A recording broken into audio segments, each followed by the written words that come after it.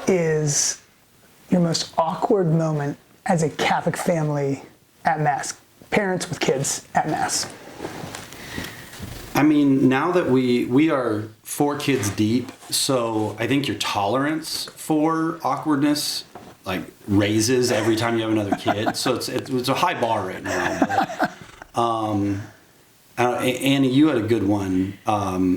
Yeah, our kids are not necessarily afraid of just approaching the altar and just taking off, or at least the younger ones. Lucy used to be a little timid and would stay in the pew, but the very first Christmas we spent at St. Ed's, we had this one and the next older sister decided that they were going to just go lay in front of the manger, in front of the nativity, and just laid there throughout Mass. And I think it was one of the very first times that we came to St. Ed's that we were sort of like, hey, we're here. Nice to meet you all. Make yourselves at home. Yes, we're just moving in. Jesus is in the creche, and here come a couple Walljaspers along with him. We have photos of them. Well, and it was a fine line of like, they're not causing a ruckus. So if I, as a 6.5 foot tall dad, go rush up there and grab them and then they scream, like that will actually cause more disruption. Yes. So she's like watching, like, okay, they're just laying there looking at the animals. Maybe we'll just let them be. And we got through the whole Mass and they just like, they just wanted to lay. They wanted to lay with baby the manger. Jesus. So it was really nice, but it was definitely a little unnerving. Welcome to a new parish.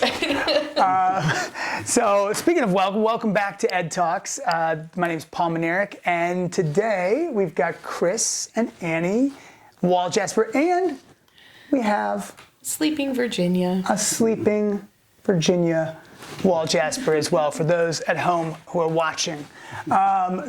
Dear listener, if you're listening, you can't see Virginia, but if you do want to see her, check out the YouTube video.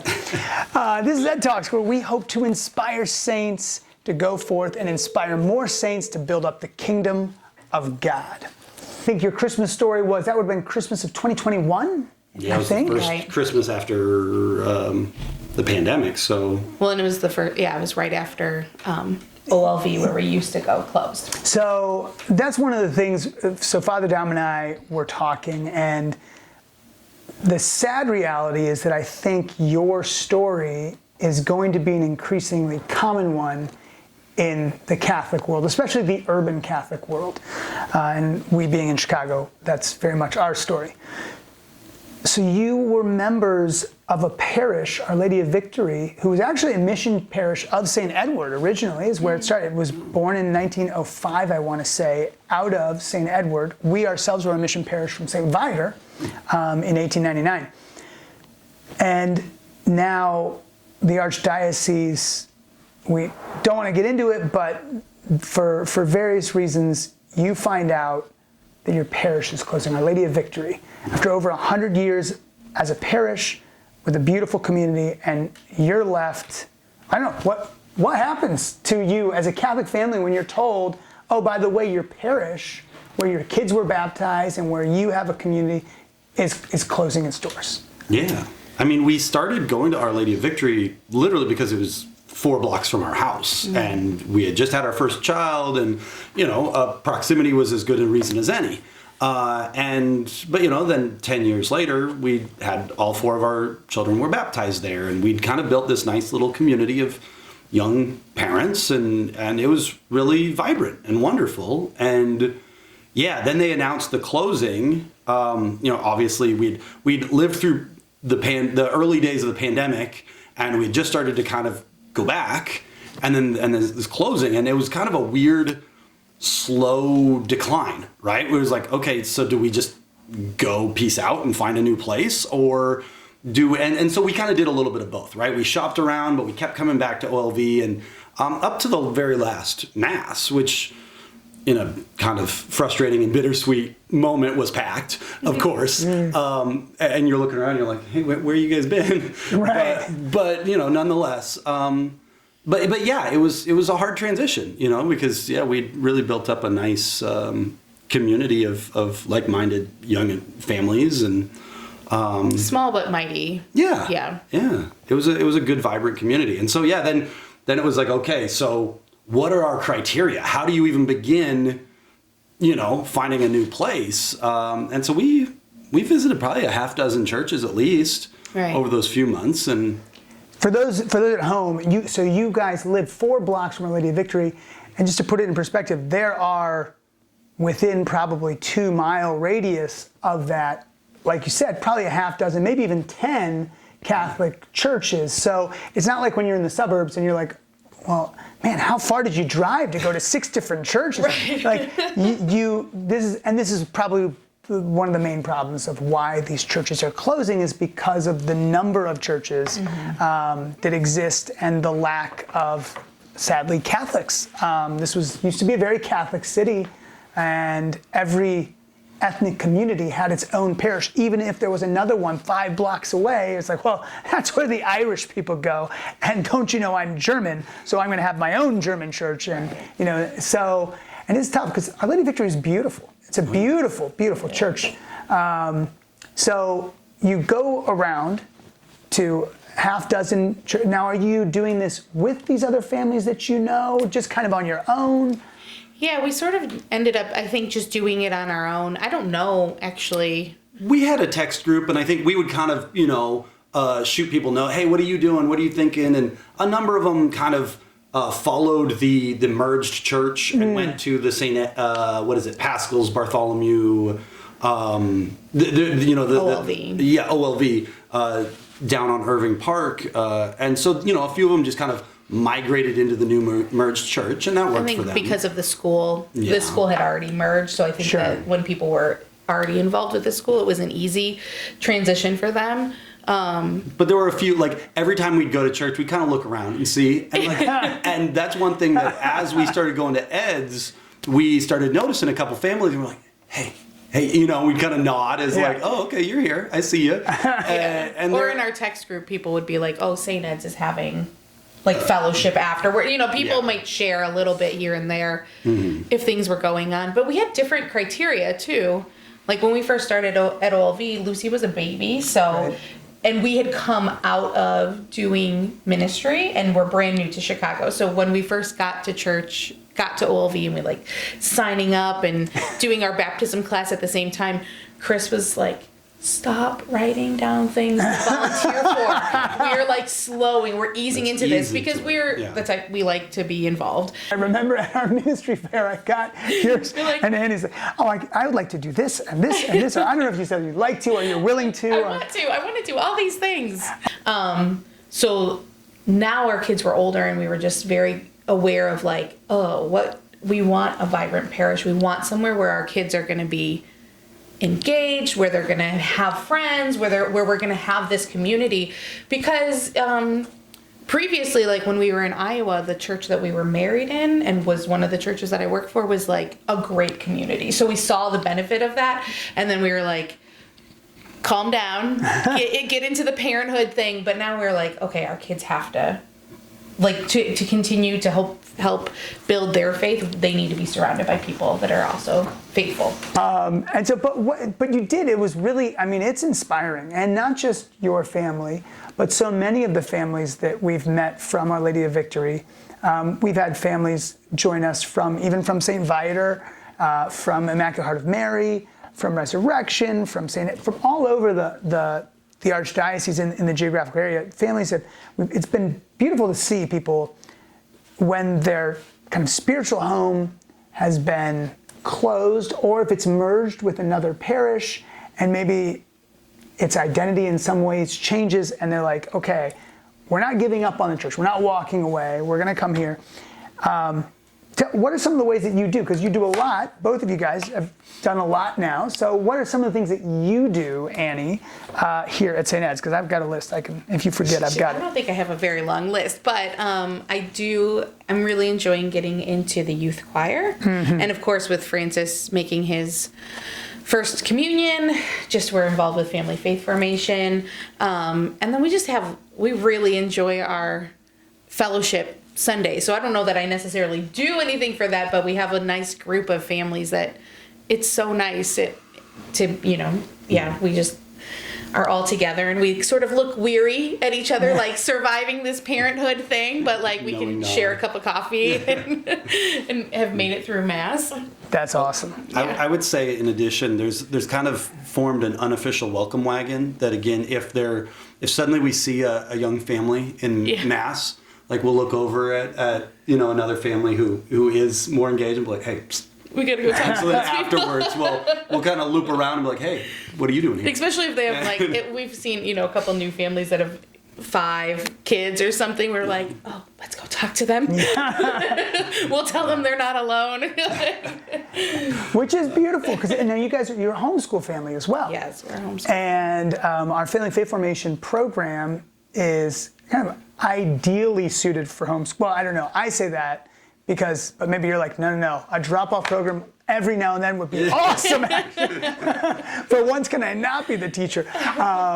But it kind of mirrors that idea that we as parents are the primary and most important teachers of our children in everything, not just reading, writing, and arithmetic, but also faith, right? If there's 3 R's, maybe a 4th R, religion.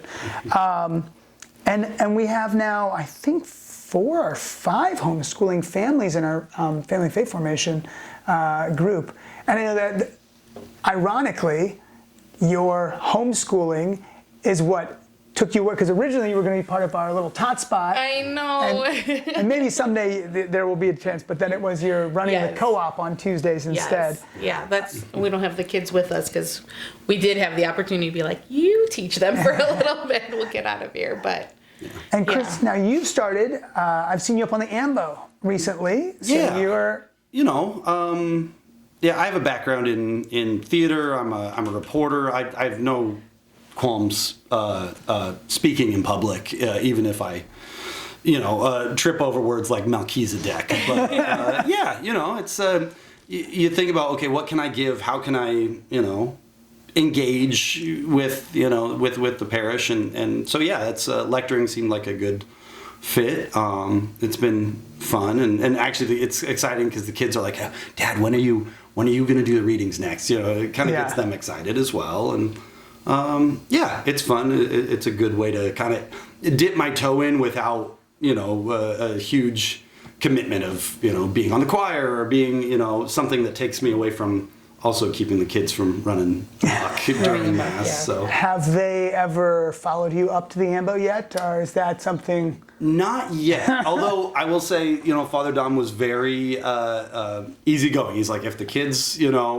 are feeling clingy, just bring them up with, and it'll be okay. And so that's been nice. And Father Dom has a really great outlook on kids and the unexpected outbursts and whatnot. He's very often at the end of Mass he'll say, and thank you to all the parents for bringing the kids. I know they may be loud, but that was like one of the things that sealed the deal with us being here. I mean, there was a lot of things, but we had shopped around to all these other parishes and seen a lot of other people. And first of all, there were so many families here, but not only were the priests, whoever was doing Mass that day would be like, welcome to our families, or thank you for bringing your kids, or whatever.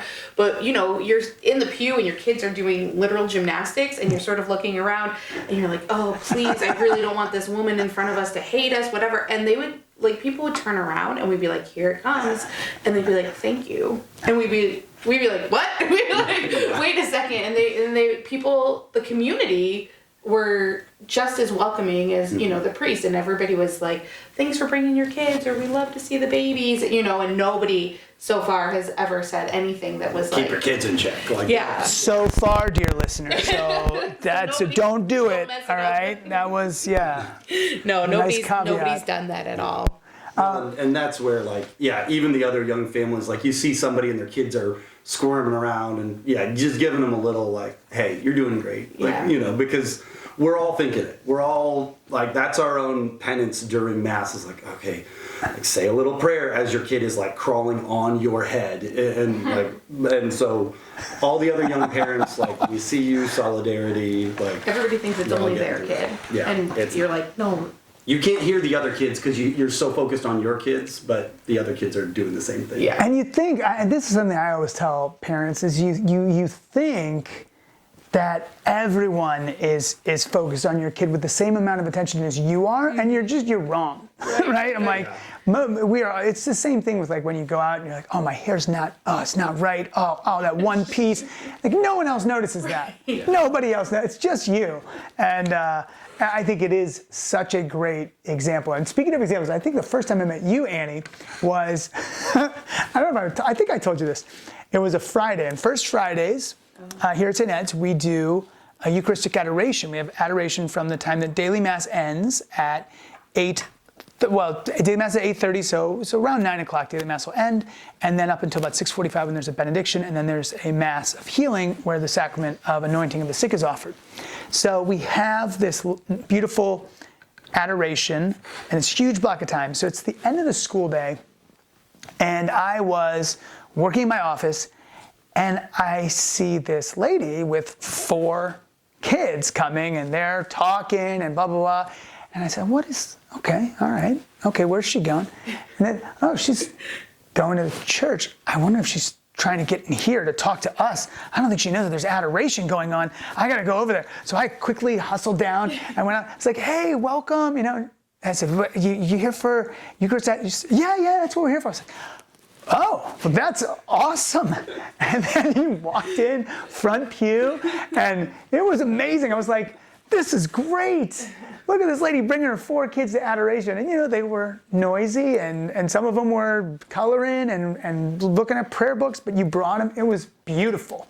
And, I was like, yes. I was mildly concerned though at first. I was like, oh my gosh, they have no idea what's going on right now. I think that the interesting part so far about parenting is that in an effort to do the best thing for your kid, you're doing the best thing for yourself. And so in homeschooling, I have learned so many things that I didn't know. And so my kids are, I get my own like little obsessions. Like we've raised monarch caterpillars into butterflies. We do it like every summer. And I am obsessed with it because I think it's so amazing. It's like such a miracle. It's beautiful. And at this point, my kids are like, okay, Mom, we've learned it. And I'm like, no, it's so awesome. And similarly, I'm like, okay, we're going to find, religious ed programs or finding youth choirs, whatever the things are, especially for church. And it has not forced me, but it's like pushed me into the deep end of faith. Like it's making me continue to grow in my faith. And so all of a sudden I'm bringing my kids to adoration when I certainly was not raised that way. Like I'm a cradle Catholic, but I don't even remember there being adoration. It was not a thing that my family did. And all of a sudden, we have a nature group that we do on Fridays. So we'll hit up adoration in our like rain gear or snow gear, whatever. And I'm like, nope, we got to go say hello to Jesus first. Or we hit it at, afterwards. And it's like, we go. And we, this past Friday or this past adoration, like Virginia was only with me. And so we went, and she was so sweet because she makes the sign of the cross as we're leaving. She's like, bye, Jesus. All these other people are there praying, but of course my kid's like, bye, Jesus, like yelling as we leave. And I'm like, but it's what I want her to do. And, Well, it normalizes, like there can be parts of our faith that are intimidating, right? Or that we all have this like neuroses around confession, right? Yeah. But I don't know about you all. The best part of confession is like you get done with it and you go, hey, that was actually really nice. Yeah, it wasn't so bad after all. Why did I build it up? And if you go more than once a year, then it becomes less intimidating, right? And so similarly, like adoration can feel very intimidating because there's and it is very, it's hallowed and it's beautiful and we should take it seriously, but we should also not be afraid to approach it.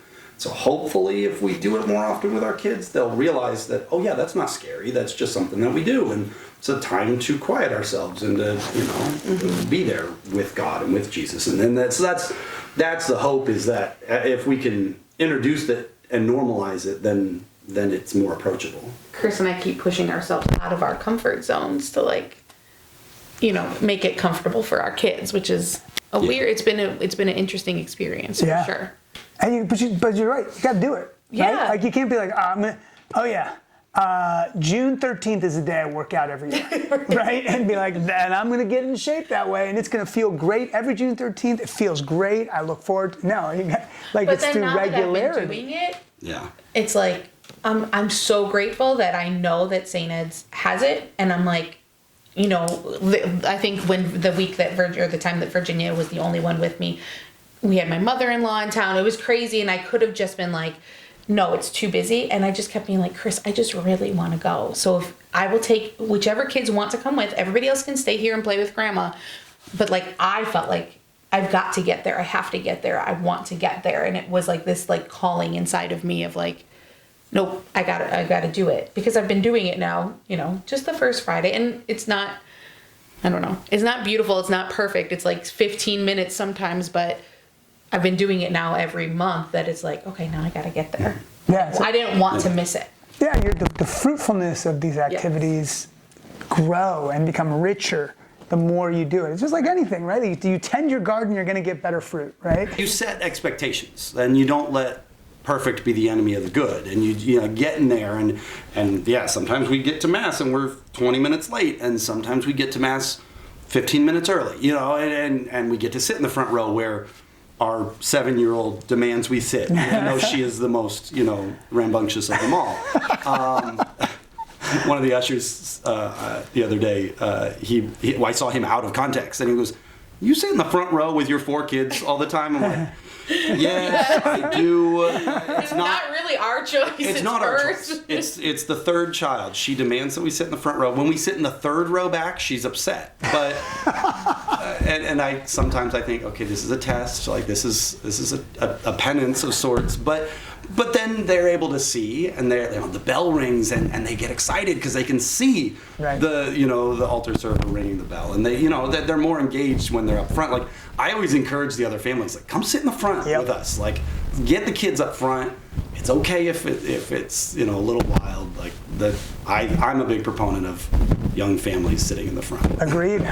Yeah, it's a lot more exciting to look at the altar and what's happening there than the back of Mr. Smith for an hour. So you guys, this wasn't your first time finding yourself kind of homeless within the church. So you guys, you moved, and you moved before Lucy. Yes. Right. So you're here in Chicago, no kids. You made a decision though, consciously, like, okay, we're here. Let's find a parish, and then 10 years later, okay, our parish that we found is gone. Okay, let's find another parish. Talk about that, because I think that's a valuable kind of model for people, because we do move in this world, and unfortunately, like we're talking about, there's going to be parish closures. So how do you not just say, well, that was a good run, now I'm going to watch football on Sundays and sleep in? So we went to Queen of All Saints because we knew my great grandmother was married there, right? So I don't know, we had little things that were like, okay, well, let's try out here, let's try out there. But it didn't really, I don't know, because it's different. I wouldn't say that, I think that even just since the pandemic started, even just since Virginia has been born, maybe as the kids have gotten older, I know for me personally, my faith has changed a lot. And has, again, the kids are a good force for pushing me deeper in faith, but also just, even for the very simple of well, they all got their baptism, so I guess we're gonna have to figure out where they're gonna get their first communion. Even at that time, if it had just been sort of surface level of well, we're gonna have to find another parish, because we want them to make their sacraments, or or whatever it was. It wasn't a super, stressful situation of we'll just give it up, or I don't know, that wasn't really a thing. But it was a little nerve-wracking because we were well, we want to find a place. We didn't want to be homeless. We wanted to have a place that we would be this is our parish. Well, and I think, is your parish and your faith this bolt-on element of who you are, or is it this interwoven element of your community, right? I remember this as Annie and I met in college, and we were both religious studies majors, and it was an interesting thing because we were studying, I don't remember what it was, but we were looking at a different faith community, if it was Judaism or what, but the discussion came up of it's really hard to disentangle faith from other cultural aspects. Maybe it was an Eastern faith, but it struck me as is your Catholicism or your Christianity this thing that you do on Sunday mornings, or is it this aspect of your being that you can't really, like I said, you can't disentangle? And I think that was kind of a wake-up call for me. I was like, oh, yeah, like I want this to be this thing that's part of my cultural identity. It's part of my, it's not just a thing I do on Sunday mornings that instead of watching football or whatever the case may be. Never been a big fan of football, but you know, I'd love a day to sleep in, you know, but no, so yeah, it was never an option because this is a part of our identity of who we are, and you know, and so yeah, and it strikes me that like you know, you mentioned that like we have other families that have come from closed parishes, and I think there's maybe a similarity to. If you've ever met a converted Catholic, they are fired up. Right. I remember my aunt married this man when we were older, and I was like in middle school, and he had converted to Catholicism, and he was jazzed, yeah. and Uncle Rick was there for it, and he was on fire for it, and he had this evangelical nature to him, and I was like, whoa. Uncle Rick, chill out. What's going on? But I think there's this like there's animation to converted Catholics that like I think maybe people have moved to parish like we have a fire under us because we see what we could have and lost, and we want to keep that. And so I think maybe there's a little bit of that, you know, because yeah, we're both that parish closed, like. Okay, we don't want to see St. Ed's closed now, you know, like, right. And not that I don't know that like OLV could have done anything to not close, right? Like there are some aspects that are just it wasn't the parish's fault. Right. It wasn't necessarily the people's fault, but it was just like, okay, let's funnel the things into here and let's, you know, hopefully see this growth that's going to be amazing and worthwhile and you know. For the listener at home, there was some murmurings of a sleeping child. No one's hungry here. So, well, I just want to say thank you guys for all you've done. You guys model a Catholic family beautifully. You have rolled your sleeves out messily and beautiful. That is a perfect model of a Catholic family. It's messy, right? Like life is messy. Absolutely. And the whole worldview, like, right? That's our Catholic faith informs a way of viewing the world and the way of viewing reality and life. That it's like when Christ goes to Peter and turned to the apostles after in John 6, he's had a bunch of his friends, just his followers, just walk away, and instead of calling them back and explaining that, oh no, it's the Eucharist is just a symbol, he turns to the apostles and says, will you also leave? And it's when Peter looks at him and says, Lord, to whom shall we go? You have the words of eternal life, right? Like that ship has sailed. We get it. Like this is our worldview, but it's great for us, but how do we pass it on to our kids? And I think you guys are a model of doing it by rolling up your sleeves and getting dirty with us in the dirty work of saving souls. And it's awesome. So thanks for joining us. Dear listeners, I hope you've enjoyed this conversation. I hope it's inspiring to you. It's certainly been inspiring to me.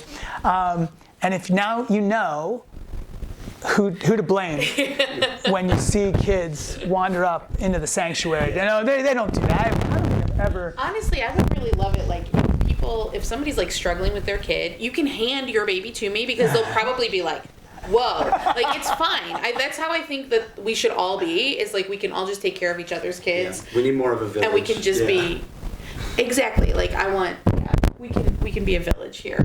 And come and hang out with us first Sundays after the 9:30 Mass, Family Fellowship. Yeah. Come on downstairs.